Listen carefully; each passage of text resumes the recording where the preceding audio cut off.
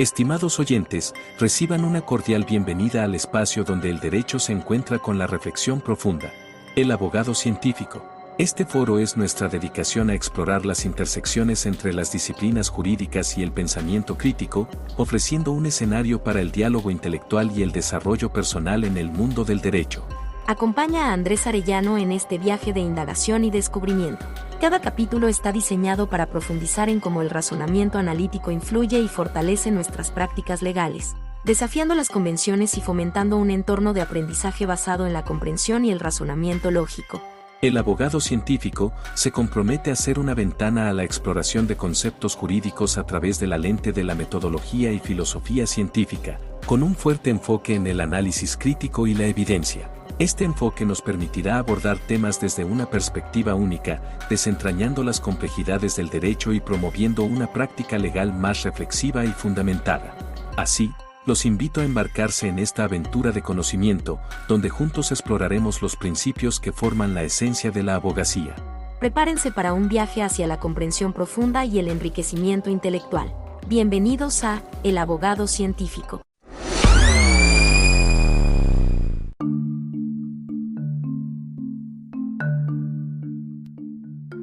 Hola, ¿qué tal? Te doy la bienvenida nuevamente a este podcast, el cual iniciamos desde el año pasado, literalmente, porque estamos en los primeros días de enero del año 2021. En esta ocasión vamos a tratar un tema que es importante conocer para todo estudioso de derecho, estudiante, abogado, jueces, cualquiera pues que se dedique a la rama del derecho, que viene a ser el derecho como objeto de conocimiento dentro del pensamiento filosófico o ius filosófico, como le nombran algunos. Ya se tratará en otro podcast el derecho como objeto de conocimiento científico. Entonces vamos a dividir estas dos áreas de conocimiento, el filosófico por un lado y el científico por otro, puesto que el objeto es diferente o se aprecia de manera diferente. Es el mismo, pero se aprecia de manera diferente, de una forma y de otra. En este contexto, en el presente caso, no se pretende ni de manera tentativa dar o intentar dar una definición de derecho, sino más bien lo que se busca es señalar, demostrarte cómo es que se aprecia el concepto de derecho como objeto de conocimiento dentro del pensamiento filosófico. Para tal efecto, se toma como referencia lo señalado por Rafael Márquez Piñero en su libro de Filosofía del Derecho, el cual es un libro bastante ameno, es bastante corto, no sobrepasan las 100 páginas, pero en sustancia es bastante interesante la información que nos otorga y que nos puede servir a todos como un punto de partida en estas tareas de conocimiento, de reflexión filosófica. En este entendido, cabe señalar que primero vamos a poner un matiz entre el positivismo y el iusnaturalismo, y este es que ambos giran respecto al valor moral. Entonces, entendido esto, y por lo que respecta al iusnaturalismo, y abro cita de Márquez Piñero, nos dice que la concepción del derecho dentro de la corriente iusnaturalista posee un marcado contenido emotivo o emocional que tiene su base en la creencia que postula una estrecha relación entre lo jurídico y los valores morales, específicamente con la justicia. Partiendo de esta proposición, un sector considerable del pensamiento jurídico sostiene que entre derecho y moral existe una relación que necesariamente ha de reflejarse en el concepto de derecho. Cierro cita. Así pues, y derivado de que dentro de dicha postura existen variantes que caracterizan el concepto de derecho, las cuales no resulta pertinente citar en este momento, es que derivado de lo anterior surgen dos variantes del iusnaturalismo: el iusnaturalismo teológico y el iusnaturalismo racionalista. El primero, y abro nuevamente cita de Márquez Piñero, cual refiere que cuyo representante principal es Santo Tomás de Aquino, mantiene que el derecho natural es la huella que la ley eterna, creada por Dios, ha dejado en la mente humana. Por consiguiente, ningún orden positivo tiene fuerza obligatoria si no concuerda con los principios del derecho natural.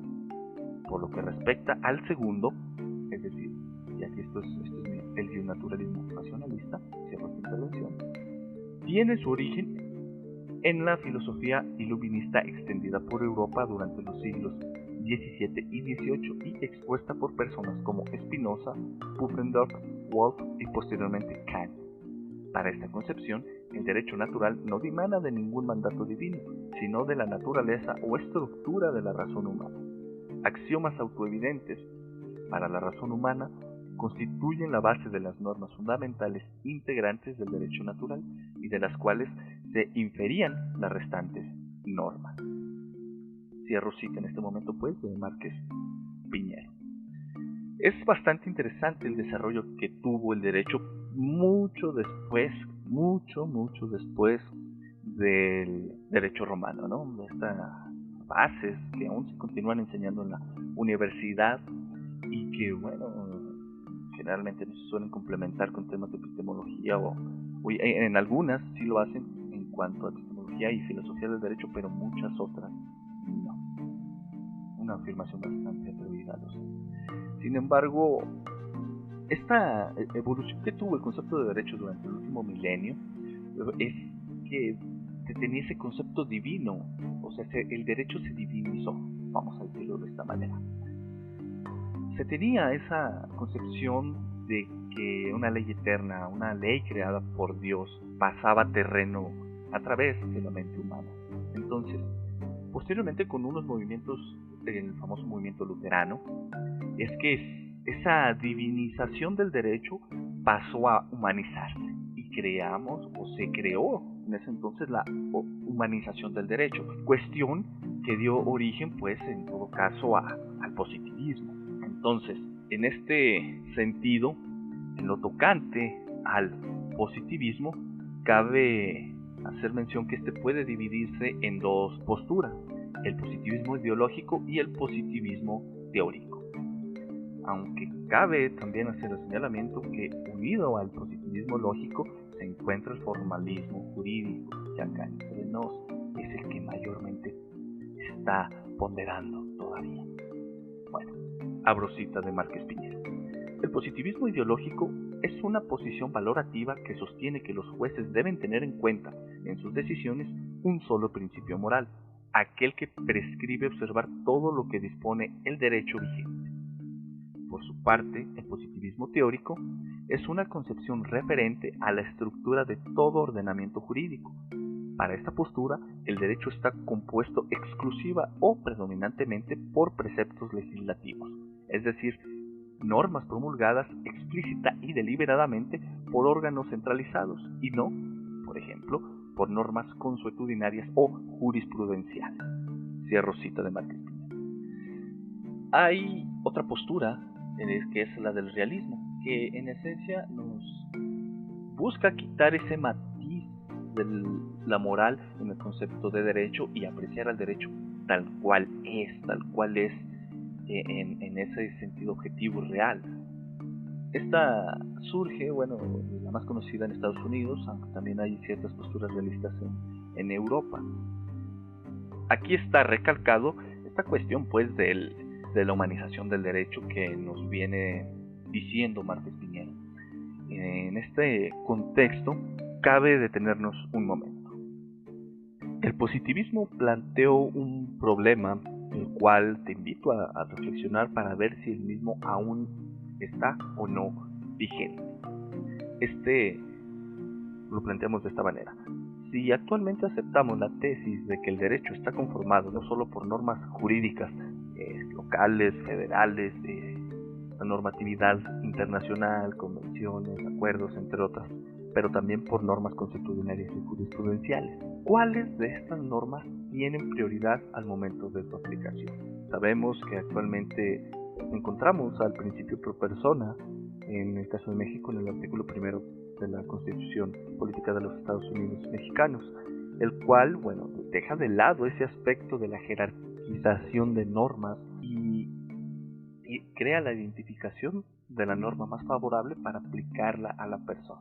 Entonces impone esta obligación a los jueces y también a los abogados de identificar cuál es la norma más favorable al asunto y a nuestro cliente. Entonces, este es un tema, ¿crees tú que ya está resuelto? ¿Que ya no es un tema de prioridad? o aún continúa vigente, puesto que a todos, por ejemplo, nos ha tocado argumentar en alguna audiencia de vinculación a proceso, en el sentido que debe de aplicarse cierto artículo, cierta convención internacional, cierta ley local o cierta jurisprudencia, en el que se menciona tal o cual definición o que nos da pautas de valoración probatoria o que incluso resuelve un problema jurídico idéntico que se está presentando ante el juez en ese momento. ¿A qué debería darle prioridad al juez? ¿A la norma jurídica local, a la federal, a la convención, a una norma constitucionaria o a la jurisprudencia?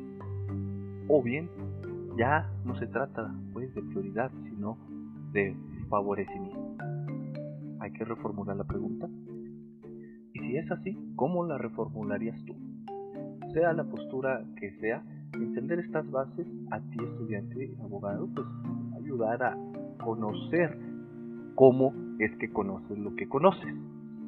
En este sentido, te doy las gracias por haber escuchado este podcast, que bueno, es un podcast corto, del cual no busca ser tedioso, sino presentarte la información y por supuesto esa utilidad que tiene en el aspecto práctico de la abogacía, la cual sea la postura que tomes y el concepto de derecho que tengas, este se ve reflejado en la argumentación que en audiencia se realiza.